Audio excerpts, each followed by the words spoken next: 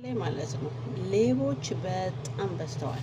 ሌቦች በጣም በዝተዋል። እውነት የምምላችሁ በተለይ ህገወጥ ነው።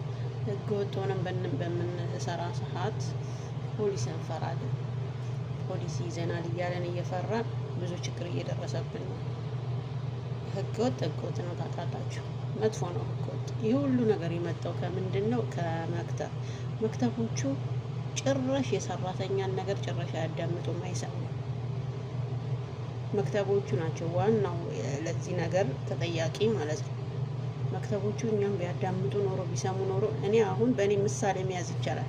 እኔ ብዙ ነገር ለፍልፌ ነው በኋላ ላይ መጨረሻ ላይ እየጠፋሁት። ለምን አደጋ ሊደርስብኝ ሲል ነው የጠፋሁት።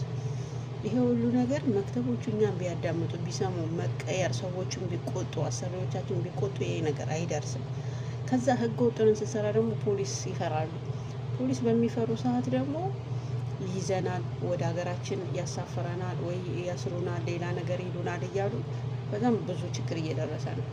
እኔ እንደምለው ከሆነ የሚሻለው ነገር ቢኖር ማለት ነው ህገ ወጥም ቢሆን ማዳም ቤት እየሆነ ተቀጥረው ነው የሚሰሩት እንጂ ሌላ ምንም የሚያደርጉት ነገር የለም።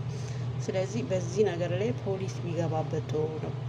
ችግር ሲኖር ለፖሊስ ደውሎ ለመናገር መፍት ይኑራቸው። ይህንን ለትልልቅ ሰዎች አድርሱልኝ። ለምን ህገ ወጥም ቢሆን ማዳም ቤት ነው የምንሰራው፣ በላባችን ነው የምንኖረው። በጣም ብዙ ችግር እየደረሰ ስለሆነ እኔም ብዙ ነገር እያጋጥመኛል፣ በሌላ ሰው ላይም እያየው ስለሆነ በጣም መጥፎ ነው እንደዚህ አይነት ነገር። ስለዚህ ህገ ወጥም ቢሆን እኛ እንጀራ ፈላጊ ነን።